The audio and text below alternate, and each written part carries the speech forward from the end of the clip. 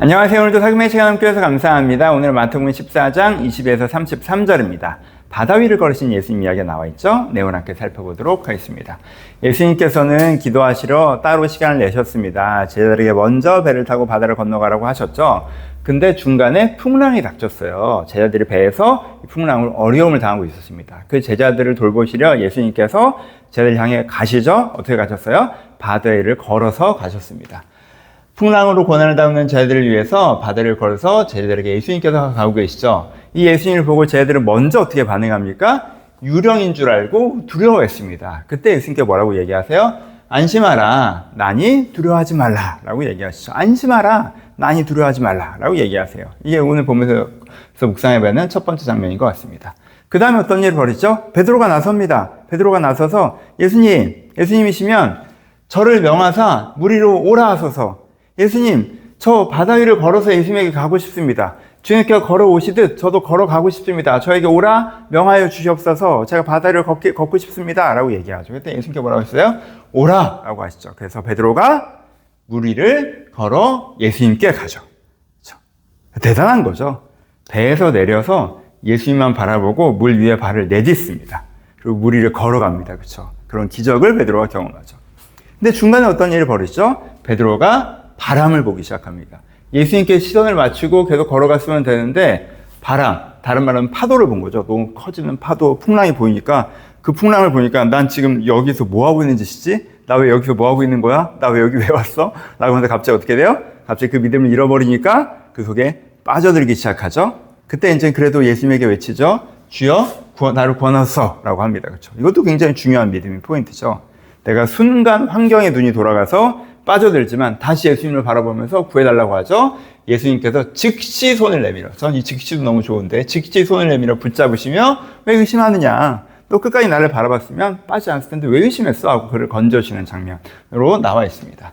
그래서 크게는 예수님께서 걸어가시는데 두려운 제자들에게 안심하라고 말씀하신 장면. 두 번째는 크게 세 장면을 묵상해 볼 수 있는데 두 번째는 베드로가 물 위를 걷겠다고 고백하고 예수님께서 그에게 은혜를 주셔서 걷게 하시는 장면, 베드로가 상황을 보고 빠져갔는데 예수님께 구해주는 장면, 이 세 장면으로 본문 묵상해 볼 수 있습니다. 묵상하고 적용해 보죠. 가장 먼저는 이 기적에 갖고 있는 의미 자체, 표적. 항상 의미를 봐야 된다고 얘기했죠. 그것을 먼저 살펴봐야 됩니다. 물 위를 걷는다는 그 기적은 어떤 표적으로 우리가 보여줍니까? 창조의 하나님 되심을 보여주시죠. 여러분 창세기 1장에 어떤 게 나와 있어요? 바다가 있고, 비유적인 표현이지만 바다가 있고 하나님의 신이 수면을 운행했다라고 하는 게 창조의 과정으로 표현되어 있죠. 바다는 혼돈을 상징해요. 그 위에 성령께서 하나님의 신이 수면을 운행해요. 그래서 세상이 만들어지기 시작하죠. 그렇죠? 창조의 전 장면이란 말이에요. 이 장면이. 그것을 예수님께서 재현하고 계시는 거죠. 의미적으로. 그러니까는 혼돈의 바다, 태풍이 치는 바다 위를 예수님께서 걸어가시는 건 창세기 1장의 장면이 그대로 재현되는 모습이 있습니다. 그러니까 이것 자체가 뭘 상징해요? 우리의 삶이 혼돈으로 가득하더라도 예수님께서, 하나님께서, 성령님께서 우리의 삶을 감싸주셔서 우리 안에 아름다운 원래 모습을 회복하시고 우리 안에 창조를 이루신다라고 하는 게 예수님께서 바다를 걸으시는 의미죠. 예수님께서 이런 분이시다. 예수님께서 창조의 하나님이시다. 예수님께서 혼란에 빠진 내 삶을, 혼란에 빠진 내 마음을 성령으로 감싸 안으셔서 아름답게 만들어내실 것이다. 아름다운 것으로 만들어내실 것이다. 라는 것이에요. 그러니까 물 위를 걷는 삶이라는 건 뭐예요? 물 위를 걷는 삶, 베드로가 표현하고 있는 이 창조를 경험하는 삶이죠. 내 삶이 아직 혼란 가운데 있어요. 근데 내가 그 혼란의 바다 속에 처박혀서 휘둘리고 살지는 않습니다. 나는 이 창조를 경험하면서 그 물 위를, 그 혼란 위를 걸어가는 삶을 살아간다는 거죠. 그렇죠? 그래서 하나님께서는, 예수님께서는 이런 분이셔서 내가 그분을 믿을 때 이런 삶을 살 수 있다. 예수님께서는 창조 하나님이셔서 혼란 속에서도 아름답게를 만들어 가신 하나님이셔서 우리가 그 예수님을 믿고 따라갈 때 혼란스러운 내 삶 속에서, 혼란스러운 내 마음 속에서도 하나님께서 만드신 아름다운 마음, 아름다운 삶을 경험할 수 있다라고 하는 것이 본문의 핵심적인 메시지입니다. 장면적으로 살펴보죠. 아까 세 장면을 얘기했죠. 첫 번째 장면은 뭐예요? 두려운 일처럼 보이는 구원에 대해서 우리가 묵상해 볼 수가 있습니다. 그렇죠?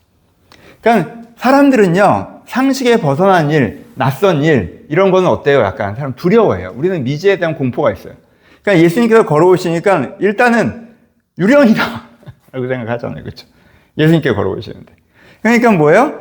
이제 구원자가 걸어오는데 이 사람들에게는 그게 구원자를 안 보고 유령처럼 보인 거잖아요. 그러니까는 상실을 벗어난 일에 대한 두려움이 있어서 어떤 그것을 두려워했지만 사실은 그게 뭐였어요?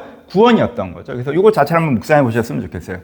우리가 낯선 일이고 새로운 일이고 그러면 무조건 경계하고 두렵고 안 좋은 일을 생각하기도 하는데 두려운 일처럼 찾아오는 구원이 분명히 있다는 거예요. 나는 그게 낯설어서 무섭고 이런 일 안 벌어졌으면 좋겠고 난 익숙한 게 좋고 익숙한 데 머무르고 싶은데 하나님께서 그 익숙한 데 머무르고 싶은데 그 익숙한 게 사실 좋은 것이 아니고 하나님께서 하시는 새로운 일, 낯선 일이 사실은 이게 뭐야 라고 하는 일이 나에게 구원이 될 수 있다는 거 라는 것도 한번 묵상해 보셨으면 좋겠습니다. 연결되죠. 그리고 이제 두 번째 이제 무리를 걷는 베드로의 모습이 이제는 본문에서 이제 나오는 것인데 여러분 정말 이 장면은요 여러분 마음 깊이 새겨두셨으면 좋겠어요. 이거 영적으로 굉장히 중요한 결단의 장면이라고 생각합니다. 이건 배 안에 그냥 있으면 어떻습니까? 안전하지만 제한된 삶이죠. 그렇죠? 배 안에 그냥 있었어도 돼요. 예수님께 걸어오시는구나 하고 그냥 배 안에 있었으면 됩니다. 있었어도 돼요. 근데 베드로는 어떻게 합니까? 배 밖으로 나가고 싶어 하죠. 그렇죠? 예수님 저로 오라 하소서. 지금 어떤 면에서 예수님이 걸어오시는 모습으로 어떤 면에서는 큐티적으로 하면 콜링이기도 하잖아요. 내가 걷듯이 너희도 걸을 수 있다라는 것을 보여주신 것이기도 하잖아요. 베드로가 거기 반응해낸 것이고. 그래서 베드로는 거기에 반응하죠. 그래서 안전한 배 안에 머무르기보다 위험한 배 밖으로 나아가기 시작하죠. 그래서 이가 뭘 경험해요? 다른 제자들은 경험하지 못했던 무리를 걷는 삶을 경험하는 거예요. 안전한 배 안에선 경험할 수 없었던 확장된 삶을 경험하는 것입니다. 여러분, 우리 인생에 이런 결정들이 필요할 때가 있습니다.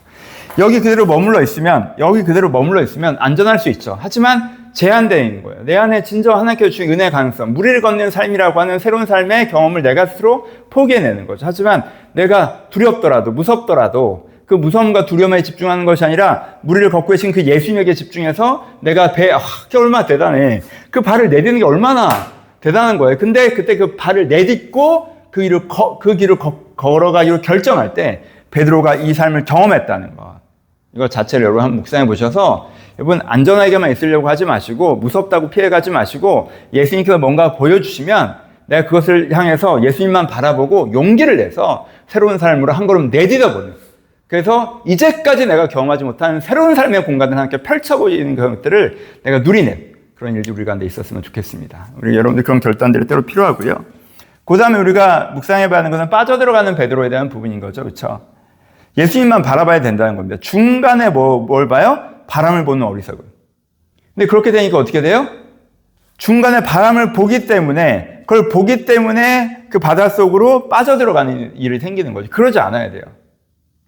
갈라디아서에 너희가 성령으로 시작했다가 육체로 마치겠느냐라고 말씀하시는 부분들이 있는데 내가 상황을 보면 시작할 수 없는 일이었는데 예수님만 보고 시작했잖아요. 내가 환경을 보면 하면 안 되는 일이었는데 응답받고 시작했잖아요. 그러면요 끝까지 예수님만 보고 가셔야 돼요. 끝까지 응답만 붙잡고 가셔야 돼요. 거기서는 단순해지셔야 돼요. 내가 하나님만 바라보고 응답만 바라보고 예수님만 바라보고 기도해보고 왔는데 중간에 근데 상황을 고려하고 중간에 여건을 고려하고 나 뭐 한 거지? 야 나 지금 어디 서 있는 거야? 나 무슨 짓을 한 거지? 이래버리면요. 그쵸? 빠져들어갈 거 아니에요. 여러분 응답받고 시작하셨잖아요. 단순해지세요. 예수님 보고 오셨잖아요. 그럼 계속 예수님만 바라보세요. 예수님만 바라보시고 중간쯤에 뭔가 딴 생각이 복잡한 생각이 들려고 하도 그때 단순하게 다시 한번 물어보기만 하세요. 예수님 제가 걸을 수 있죠? 저를 오라 하고 계신 게 맞죠? 그때 다시 한번 오라 라고 하면 그 말씀을 다시 듣고 예수님의 오라 하시는 그 말씀만 듣고 걸어가면 되는 거예요. 그렇죠? 내가 막 바람 쳐다보고 환경 쳐다보고 이러지 말고 생각 복잡하지 말고 이 방향성 우리가 근데 중요하다라는 것들을 한번 묵상해 보셨으면 좋겠습니다. 그리고 혹 중간에 생각이 복잡해져서 마음이 복잡해져서 바람 쳐다보다가 빠져들 때가 있잖아요. 우리가 웅덩이에 빠지는 날이 있는데 그때는 어떻게? 다시 주님의 도움을 주여 나를 구원하소서. 그럼 예수님께서 즉시 손을 내밀어 여러분 거기서 건져주실 거예요. 그러니까는 그러지 마시고 혹시 그러더라도 주님 바라보면서 다시 바다 위를 걷는 그 위치에 오셨으면 좋겠습니다. 적용하죠. 여러분 그냥 말씀을 다 드려서 정말 하나님만 보고 한번 물 위에 서보십시오. 하나님만 보고 내가 인간적인 생각으로는 할 수 없고 세상적인 생각은 할 수 없는 일인데 이거 하면 큰일 나는 건데 하나님께서 정말 그런 기회를 주시고 그런 마음을 주시면 물 위에 한번 서보세요. 여러분. 서보세요. 익숙하고 안전한 게 좋은 게 아닐 수 있습니다, 여러분. 내가 익숙한 것만 고집하다 보면 구원하러 오신 예수님도 유령으로 볼 수 있어요. 내가 익숙하고 안전만 고집하다 보면 배에서 나갈 생각을 안 해서 이게 똑같은 공간인데 그냥 경험하지 못하고 살아갈 수 있어요. 내가 누릴 수 있었던 삶을. 그러니까 여러분 물 위에 설 기회가 오시면 하나님만 보고 한번 서보세요. 그러면요 정말 새 일을 행하시는 걸 경험할 거예요. 창조의 하나님이 그 혼란 위에 진짜 새 일을 행하신 걸 경험해 볼 수 있습니다. 그리고 그렇게 걷기 시작하셨다면 우리 중간에 잘합시다. 바람 보지 말고 중간에 갑자기 환경 보고 현타 오고 그러지 말고 하나님께 집중해서 끝까지 걷는 게 중요하다. 같은 말씀인데 제 인생에 너무너무 중요한 본문이고 말씀입니다. 이 말씀이 저에게 정말 이런 경험들을 하게 하는데 여러분들도 이 말씀 붙잡고 바다 위에 서시고 예수님 보고 단순하게 걸으셔서 하나님께서 내 인생이 위험하지만 더 아름다운 삶을 확장해 가시는 그런 것들 함께 경험해 보셨으면 좋겠습니다. 좋은 아침입니다. 여러분 하나님 오늘도 여러분과 함께 하십니다. 예수님 여러분들에게 오늘도 오라라고 부르고 계십니다. 그러니까 너무 바람 쳐다보지 말고 우리가 예수님 바라보시면서 예수님께 주신 응답 바라보시면서 내가 걸어야 될 오늘 하루를 걸어가셨으면 좋겠습니다. 그러면 우리를 걷는 그 기쁨이 우리가 오늘도 있을 것입니다. 그런 하루 되시기를 주님의 이름으로 축복합니다.